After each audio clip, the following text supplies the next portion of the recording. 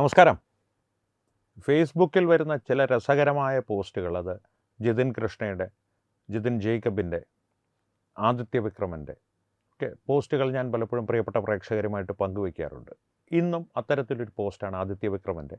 അത് വളരെ രസകരമെന്നുള്ളതിനും അപ്പുറം വളരെ പ്രധാനപ്പെട്ടൊരു പോസ്റ്റാണെന്ന് പറയേണ്ടി വരും. കാരണം വിഷയം അത്ര പ്രധാനപ്പെട്ടതാണ്.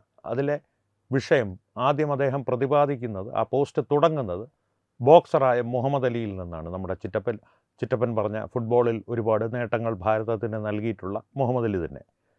ലോകത്തെ ഏറ്റവും പ്രസിദ്ധനായ ബോക്സർ ആരാണ് എന്ന് ചോദിച്ചു കഴിഞ്ഞാൽ അതിന് തർക്കമൊന്നുമില്ല. മുഹമ്മദ് അലി, മൈക്ക് ടൈസൺ, ഇവർ തമ്മിൽ ആരാണ് ഏറ്റവും കൂടുതൽ പ്രശസ്തൻ, ഏറ്റവും കൂടുതൽ സാങ്കേതികമായിട്ട് ബോക്സിങ്ങിൽ മികവ് പുലർത്തുന്നയാൾ, ഏറ്റവും വേഗതയാർക്കാണ്,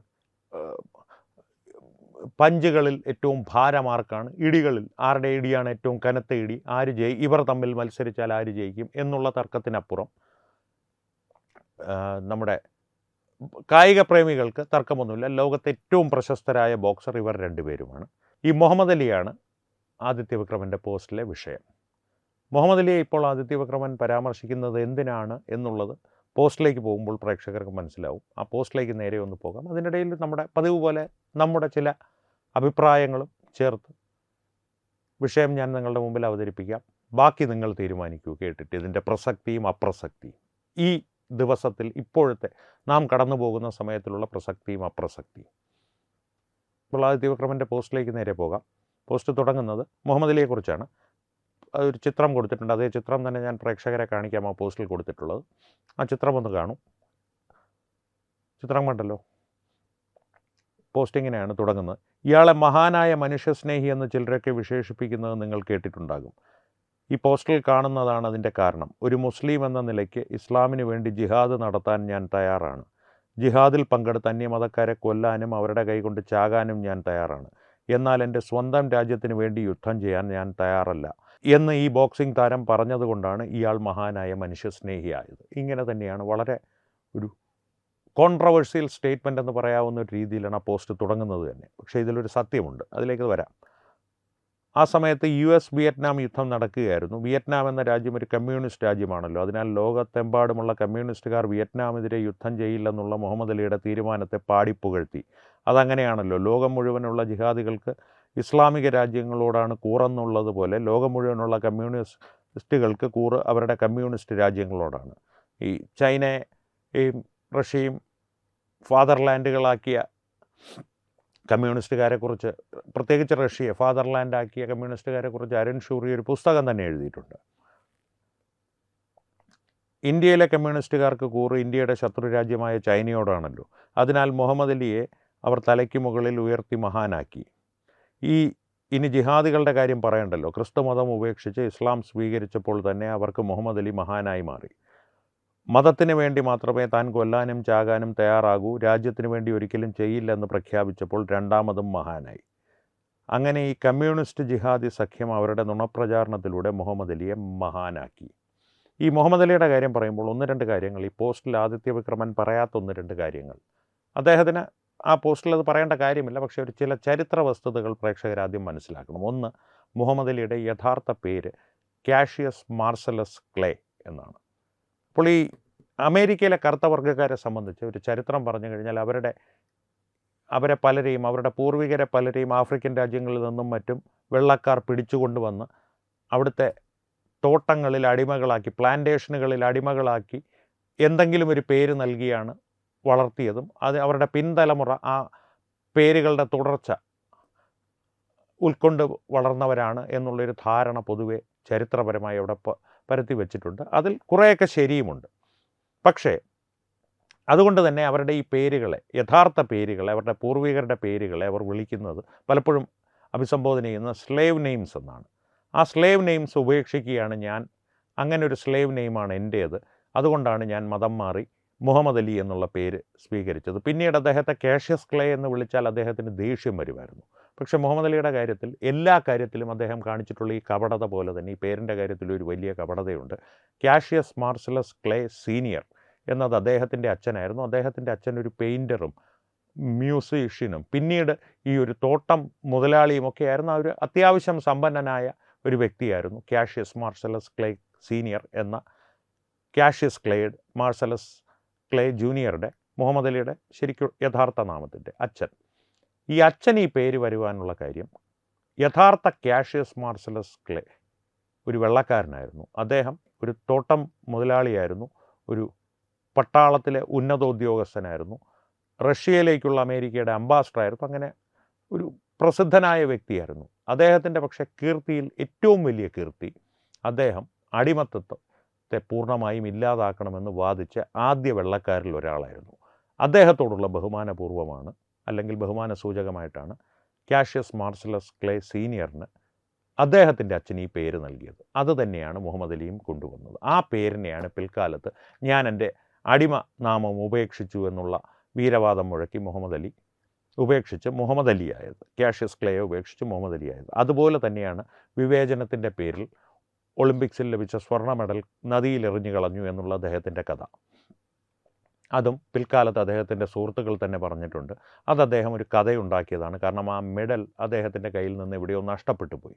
അത് കീർത്തിക്ക് വേണ്ടി ഉപയോഗിച്ചു. കാരണം മുഹമ്മദ് അലിയുടെ ഒരു കാര്യം പറഞ്ഞു കഴിഞ്ഞാൽ, അല്ലെങ്കിൽ കാഷ്യസ് ക്ലേയുടെ ഒരു രീതി പറഞ്ഞു കഴിഞ്ഞാൽ, ഏത് തരത്തിലും തനിക്ക് അനുകൂലമായിട്ട് മാധ്യമങ്ങളെ തിരിക്കുവാനുള്ളൊരു അപാരമായ കഴിവ് ആ വ്യക്തിക്കുണ്ടായിരുന്നു. തന്നെയുമല്ല, ഈ ഇസ്ലാമിക രാജ്യങ്ങളുടെയും മുസ്ലിം ബ്രദർഹുഡുകളുടെയും ഒക്കെ വലിയൊരു ശൃംഖല തന്നെ ഇദ്ദേഹത്തിൻ്റെ പരസ്യ പ്രചാരണം ഏറ്റെടുത്തിരുന്നു, PR വർക്ക്. അതുകൊണ്ട് തന്നെ അതിന് വലിയ പ്രചാരണം ലഭിച്ചിരുന്നു. ഇപ്പോൾ ഈ പറഞ്ഞതുപോലെ വാഴ്ത്തിപ്പാടി തലയ്ക്ക് മുകളിൽ കൊണ്ടുവച്ച ജിഹാദികളുടെയും കമ്മ്യൂണിസ്റ്റുകാരുടെയും മനോഭാവം പോലെ ആ ശൃംഖല എങ്ങനെയാണോ മുഹമ്മദ് അലിയെ മഹാനാക്കി മാറ്റിയത്, അതേ രീതിയിൽ തന്നെ അവർ ഇദ്ദേഹത്തിൻ്റെ ഓരോ കള്ളക്കഥകളും പ്രചരിപ്പിക്കുവാനായി ശ്രമിച്ചിരുന്നു, അതിൽ വിജയിച്ചിരുന്നു. ഇനി ആദിത്യ വിക്രമൻ്റെ പോസ്റ്റിലേക്ക് തിരികെ വരാം. അവസാനമായി പറഞ്ഞത്, ഇനി ജിഹാദികളുടെ കാര്യം പറയണ്ടല്ലോ. ക്രിസ്തു മതം ഉപേക്ഷിച്ച് ഇസ്ലാം മതം സ്വീകരിച്ചപ്പോൾ തന്നെ അവർക്ക് മുഹമ്മദ് അലി മഹാനായി. മതത്തിന് വേണ്ടി മാത്രമേ താൻ കൊല്ലാനും ചാവാനും തയ്യാറാകൂ, രാജ്യത്തിന് വേണ്ടി ഒരിക്കലും ചെയ്യില്ലെന്ന് പ്രഖ്യാപിച്ചപ്പോൾ രണ്ടാമതും മഹാനായി. അങ്ങനെ ഈ കമ്മ്യൂണിസ്റ്റ് ജിഹാദി സഖ്യം അവരുടെ നുണപ്രചാരണത്തിലൂടെ മുഹമ്മദ് അലിയെ മഹാനാക്കി. യഥാർത്ഥത്തിൽ സ്വന്തം രാജ്യത്തിന് വേണ്ടി സ്വാതന്ത്ര്യ സമരത്തിൽ പങ്കെടുക്കുവാൻ ഇസ്ലാം ഒരിക്കലും അതിൻ്റെ അനുയായികളോട് ആഹ്വാനം ചെയ്യുന്നില്ല എന്ന് മാത്രമല്ല, രാജ്യസ്നേഹവും ദേശീയബോധവും ഒരു യഥാർത്ഥ മുസ്ലിമിന് പാടില്ലെന്ന് പോലും അവർ പഠിപ്പിക്കുന്നുണ്ട്.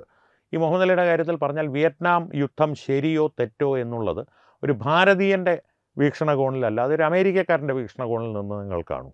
അമേരിക്ക എന്തെങ്കിലും നേട്ടത്തിന് വേണ്ടി വിയറ്റ്നാമിനെ ആക്രമിക്കുന്നു, നമ്മുടെ രാജ്യമാണ് ആ യുദ്ധത്തിൽ പങ്കെടുക്കുന്നത് എന്നൊരു മനോഭാവം ദേശീയതയുള്ള ആർക്കും തോന്നേണ്ടതാണ്. മുഹമ്മദ് അലിക്ക് അത് തോന്നിയില്ല. അതിൻ്റെ കാരണമാണ് ആദിത്യ വിക്രമൻ ഇപ്പോൾ പറഞ്ഞത്.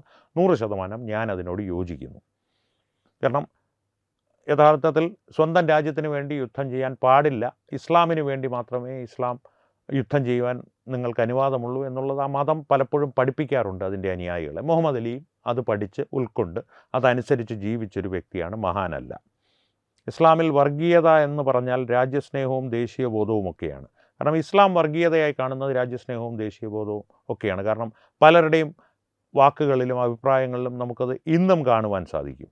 മുൻപ് അക്സർ അലി ഹുദവി എന്ന ചെറുപ്പക്കാരൻ്റെ വെളിപ്പെടുത്തൽ നിങ്ങൾ കേട്ടിരുന്നില്ലേ? ഇന്ത്യൻ പട്ടാളക്കാർ പാകിസ്ഥാനി മുസ്ലിങ്ങളെ കൊല്ലുന്നവരാണെന്നും അതുകൊണ്ട് യാതൊരു കാരണവശാലും മുസ്ലിങ്ങൾ ഇന്ത്യൻ പട്ടാളത്തിൽ ചേരാൻ പാടില്ല എന്നും മതാധ്യാപക പരിശീലന ക്ലാസ്സിൽ പഠിപ്പിച്ചിരുന്നു എന്നാണ് ആ ചെറുപ്പക്കാരൻ വെളിപ്പെടുത്തിയത്. നമ്മുടെ യുക്തിവാദിയും എക്സ് മുസ്ലിമായ ആരിഫ് ഹുസൈനുമായിട്ട് ഞാൻ ഈ കഴിഞ്ഞ ദിവസങ്ങൾ ചെയ്ത ഒരു അഭിമുഖമുണ്ട്, ഫോണിൽ ചെയ്ത ഒരു അഭിമുഖമുണ്ട്. അതൊന്ന് പ്രേക്ഷകർ കേട്ടു നോക്കുക. അതിൽ ഈ അസ്കർ അലി ഹുദവിയെക്കുറിച്ച് പരാമർശിക്കുന്നുണ്ട്. ഒരു മതാധ്യാപകനാകുവാനുള്ള പരിശീലനം നേടിയൊരു വ്യക്തിയാണ്, ചെറുപ്പക്കാരനാണ്. ആ വ്യക്തി പറഞ്ഞ കാര്യമാണ്. കാരണം ഭാരതീയരായ മുസ്ലിങ്ങൾ ഒരിക്കലും പട്ടാളത്തിൽ ചേരുവാൻ പാടില്ല. എന്തുകൊണ്ട്? ഭാരത സൈന്യം പാകിസ്ഥാനി മുസ്ലിങ്ങളെ കൊല്ലുന്നവരാണ്. അതുകൊണ്ട് ഞമ്മൻ്റെ ആൾക്കാരെ കൊല്ലുന്നതാണ് ആ വികാരം തന്നെ. അത് വളരെ സത്യമായിട്ടുള്ളൊരു കാര്യമാണ്. അത് ആരിഫ് ഹുസൈൻ വളരെ വ്യക്തമായിട്ട് പറയുന്നുണ്ട്. ഈ വെളിപ്പെടുത്തലുകൾ നടത്തിയതിനെ തുടർന്ന് അസ്കർ അലി ഹുദവിക്ക് നേരിടേണ്ടി വന്ന ആക്രമണങ്ങളും അദ്ദേഹത്തിന് നേരിടേണ്ടി വന്ന ഒറ്റപ്പെടുത്തലുകളും ഒക്കെ ആരിഫ് ഹുസൈൻ ഒന്ന് പരാമർശിച്ച് പോകുന്നുണ്ട്. ആദിത്യ വിക്രമൻ്റെ പോസ്റ്റിലേക്ക് തിരികെ വരാം. ഇനി ഇത് ഞാൻ ഇപ്പോൾ പോസ്റ്റ് ചെയ്തതിൻ്റെ ഒരു ഉദ്ദേശവും കൂടി പറയാം. സവർക്കറെ കുറ്റം പറയുകയും അവഹേളിക്കുകയും ചെയ്ത ജിഹാദികളുടെ പിതാമഹന്മാരാരും തന്നെ ഇന്ത്യൻ സ്വാതന്ത്ര്യ സമരത്തിൽ പങ്കെടുത്തിട്ടില്ലെന്ന് ഈ ഒരു തെളിവ് വെച്ചുകൊണ്ട് തന്നെ നമുക്ക് കൃത്യമായി പറയുവാൻ കഴിയും. അങ്ങനെ പങ്കെടുത്തിട്ടുണ്ടെങ്കിൽ അവർ യഥാർത്ഥ മുസ്ലിങ്ങളായിരുന്നില്ല, കേവലം അറബ് നാമധാരികൾ മാത്രമായിരുന്നു. അപ്പോൾ മനസ്സിലായില്ലേ, ഈ ജിഹാദികളുടെയൊക്കെ പിതാമഹന്മാർ മതത്തിന് വേണ്ടി കൊല്ലാനും ചാവാനും മാത്രം നടന്നവരാണെന്ന്. ഇന്ത്യയിൽ ഒരു ഇസ്ലാമിക രാജ്യമുണ്ടാക്കാൻ വേണ്ടി മാത്രം കലാപം നടത്തിയവരാണെന്ന് ബ്രിട്ടീഷുകാരൻ സായിപ്പ് തിരിച്ചു പോയാൽ ഈ രാജ്യത്ത് ഹിന്ദു ഭരണം വരുമെന്നതുകൊണ്ട് അധിനിവേശക്കാരൻ സായിപ്പിൻ്റെ ഭരണം നിലനിർത്താൻ വേണ്ടി മാത്രം അവരുടെ പൃഷ്ഠം താങ്ങിയവരാണെന്ന്.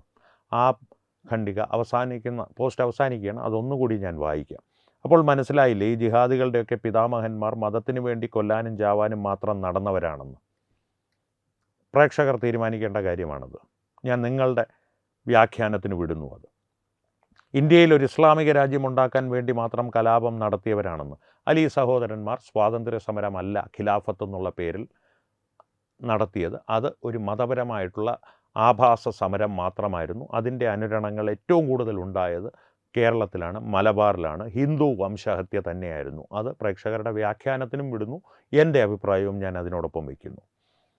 ബ്രിട്ടീഷുകാരൻ സായിപ്പ് തിരിച്ചു പോയാൽ ഈ രാജ്യത്ത് ഹിന്ദു ഭരണം വരുമെന്നതുകൊണ്ട് അധിനിവേശക്കാരൻ സായിപ്പിൻ്റെ ഭരണം നിലനിർത്താൻ വേണ്ടി മാത്രം അവരുടെ പൃഷ്ഠം താങ്ങിയവരാണെന്ന്. സത്യമാണ്. മുസ്ലിം ലീഗിൻ്റെ ഉൾപ്പെടെയുള്ള നേതാക്കൾ ഇനി വരുവാൻ പോകുന്നത് ഹിന്ദു ഭരണമാണ്, അതുകൊണ്ട് തന്നെ ഇത് നമ്മുടെ നാടല്ല എന്ന് കേരളത്തിൽ പ്രസംഗിച്ചിട്ടുണ്ട്. അങ്ങനെ പ്രസംഗിച്ചിട്ടുള്ള മുസ്ലിം ലീഗിൻ്റെ നേതാക്കൾ പിൽക്കാലത്ത് മന്ത്രിയും MLA യും ഒക്കെ ആയിട്ടുണ്ട് നമ്മുടെ നാട്ടിൽ. ഇത് ഞാനല്ല പറഞ്ഞത്, പാലോളി മുഹമ്മദ് കുട്ടി പറഞ്ഞ വീഡിയോ പ്രേക്ഷകരോട് തത്വമയി ന്യൂസ് തന്നെ പങ്കുവച്ചിട്ടുണ്ട് ഇതിനു മുമ്പ്. അപ്പോൾ ഈ ഒരു വിഷയത്തിൽ ആദിത്യ വിക്രമൻ്റെ അഭിപ്രായങ്ങൾ ഏതാണ്ട് പൂർണ്ണമായും ശരിയാണ് എന്നുള്ളത് കൊണ്ടുകൂടിയാണ് പ്രേക്ഷകരുടെ മുമ്പിലേക്ക് ആ പോസ്റ്റ് തന്നെ ഞാൻ അവതരിപ്പിച്ചത്. ആ പോസ്റ്റിൻ്റെ സ്ക്രീൻഷോട്ടും ഞാൻ നൽകാം. ഒപ്പം മുഹമ്മദ് അലിയെക്കുറിച്ചുള്ള അഭിപ്രായങ്ങളും ശരിയാണ്, ഏതാണ്ട് പൂർണ്ണമായും ശരിയാണ്. പക്ഷേ ഒരു പരാതിയേ എനിക്കുള്ളൂ. മുഹമ്മദ് അലിയെ സംബന്ധിച്ചുള്ള ചരിത്രം, ഞാൻ ഈ പറഞ്ഞ മെഡൽ നദിയിൽ എറിഞ്ഞു കളഞ്ഞതിൻ്റെ പിന്നിലുള്ള സത്യാവസ്ഥയും ഈ കാഷ്യസ് ക്ലേ എന്ന പേരിനെക്കുറിച്ചുള്ള പരാമർശം, അത് ഞാൻ ഒരിടത്തും ഒരു ചരിത്രകാരനോ അല്ലെങ്കിൽ മുഹമ്മദ് അലിയുടെ ആരാധകരോ വിമർശകരോ പ്രതിപാദിച്ച് കേട്ടിട്ടില്ല, ഈ കാഷ്യസ് മാർസലസ് ക്ലേ എന്ന വ്യക്തിയുടെ. കാരണം ആ വ്യക്തി അമേരിക്കയുടെ ചരിത്രത്തിൽ പോലും മറയ്ക്കപ്പെട്ടൊരു വ്യക്തിത്വമാണ്. ആലോചിച്ച് നോക്കൂ, തോട്ടം മുതലാളിയാണ്, പട്ടാളത്തിലെ ഉന്നത ഉദ്യോഗസ്ഥനായിരുന്നു, റഷ്യയിലേക്കുള്ള അമേരിക്കയുടെ സ്ഥാനപതി ആയിരുന്നു. ഇത്രയും സ്ഥാനങ്ങളൊക്കെ വഹിച്ച ആ മനുഷ്യൻ അടിസ്ഥാനപരമായിട്ട് തൻ്റെ തോട്ടത്തിൽ അടിമകളുണ്ടെങ്കിൽ തനിക്ക് നല്ലതാണ് എന്ന് ചിന്തിക്കാതെ അടിമത്തത്തെ പൂർണ്ണമായും ഇല്ലാതാക്കണം എന്നുള്ള പ്രചാരണം ആദ്യമായി കയ്യിലെടുത്ത വെള്ളക്കാരിൽ ഒരാളാണ്. എത്രയോ ഉയർന്ന ഒരു വ്യക്തിത്വമായിട്ട് കാണേണ്ട ഒരു മനുഷ്യനെ ആ സ്ഥാനം കൊടുത്തില്ല എന്ന് മാത്രമല്ല, ആ പേരിനെ പോലും അപമാനിക്കുന്ന തരത്തിലാണ് മുഹമ്മദ് അലി പിന്നീട് പെരുമാറിയിട്ടുള്ളത്. കാരണം കാഷ്യസ് ക്ലേ എന്നുള്ള പേര് അദ്ദേഹത്തെ പിന്നീട് ആരെങ്കിലും വിളിച്ചാൽ, അദ്ദേഹത്തെ ആ പേര് വിളിച്ച് ശീലിച്ചവർ അങ്ങനെ വിളിച്ചാൽ അദ്ദേഹത്തിന് ദേഷ്യം വരുമായിരുന്നു. അദ്ദേഹം വല്ലാതെ അക്രമകാരിയായി ചിലപ്പോൾ പ്രതികരിക്കുമായിരുന്നു. ഒരു ബോക്സർ ഉണ്ടായിരുന്നു, സോണി, ഞാൻ കൃത്യമായിട്ട് പേര് ഓർക്കുന്നില്ല, കാരണം ഒരു റഫ് ആൻഡ് ടഫ് ആയിട്ടുള്ളൊരു ബോക്സർ. സോണി എന്നാണ് അദ്ദേഹത്തിൻ്റെ തുടക്കപ്പേര്. അദ്ദേഹത്തിൻ്റെ സർനെയിം ഞാൻ ഓർക്കുന്നില്ല. അദ്ദേഹം ഇടയ്ക്കിടയ്ക്ക് കാഷ്യസ് ക്ലേ എന്ന് വിളിക്കുമ്പോൾ ഇയാൾ അക്രമാസക്തനാകുമായിരുന്നു, വളരെ രൂക്ഷമായി പ്രതികരിക്കുമായിരുന്നു, അസഭ്യം പറയുമായിരുന്നു. പക്ഷെ ആ പേരിനോട് ഇയാൾക്ക് ആ അവജ്ഞ കാണിക്കേണ്ട യാതൊരു കാര്യവുമില്ല. കാരണം വലിയൊരു മനുഷ്യൻ്റെ പേരായിരുന്നു ഈ കാഷ്യസ് മാർസലസ് ക്ലേ എന്നുള്ളത്.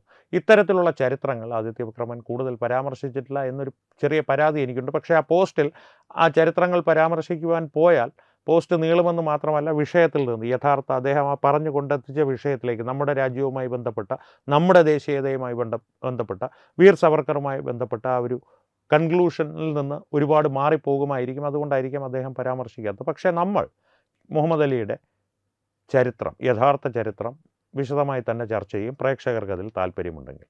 അപ്പോൾ ആദിത്യ വിക്രമൻ്റെ പോസ്റ്റിനെ സംബന്ധിച്ചും മുഹമ്മദ് അലിയെ സംബന്ധിച്ചും ആ ചരിത്രത്തെ സംബന്ധിച്ചും കൂടുതൽ ചർച്ചകൾ വേണമോ വേണ്ടയോ എന്നുള്ളതിനെയൊക്കെ സംബന്ധിച്ച് നിങ്ങളുടെ അഭിപ്രായങ്ങൾ തീർച്ചയായും കമൻറ്റുകളിലൂടെ ഞങ്ങളുമായി പങ്കുവയ്ക്കുക. ഒപ്പം വീഡിയോ ലൈക്ക് ചെയ്യുക, പരമാവധി ആളുകളിലേക്ക് ഈ വീഡിയോ എത്തുവാനായി ഷെയർ ചെയ്യുക. ഏറ്റവും പ്രധാനപ്പെട്ട കാര്യം, തത്വമയി ന്യൂസിൻ്റെ യൂട്യൂബ് ചാനൽ നിങ്ങൾ സബ്സ്ക്രൈബ് ചെയ്തിട്ടുണ്ടെന്ന് ഉറപ്പുവരുത്തുക. അപ്പോൾ ഈ വിഷയത്തിലും മറ്റു വിഷയങ്ങളിലും സംവാദങ്ങൾ തുടരട്ടെ. വീണ്ടും കാണാം. നന്ദി, നമസ്കാരം. HIV അണുബാധ സന്തോഷപൂർണമായ ഒരു ജീവിതത്തിന് തടസ്സമല്ല. HIV അണുബാധയ്ക്ക് ഫലപ്രദമായ ചികിത്സ ഇന്ന് ലഭ്യമാണ്. ഇതിന് യഥാസമയം അണുബാധ കണ്ടെത്തുന്നതും കാലേക്കൂട്ടി ചികിത്സ നടത്തേണ്ടതും അത്യാവശ്യമാണ്. സൗജന്യമായ ചികിത്സയും മാർഗനിർദ്ദേശങ്ങളും സർക്കാർ ആശുപത്രികളിലെ ART അഥവാ ഉഷസ് കേന്ദ്രങ്ങളിൽ ലഭ്യമാണ്. ആരോഗ്യ സംരക്ഷണം ഓരോരുത്തരുടെയും ഉത്തരവാദിത്തമാണ്.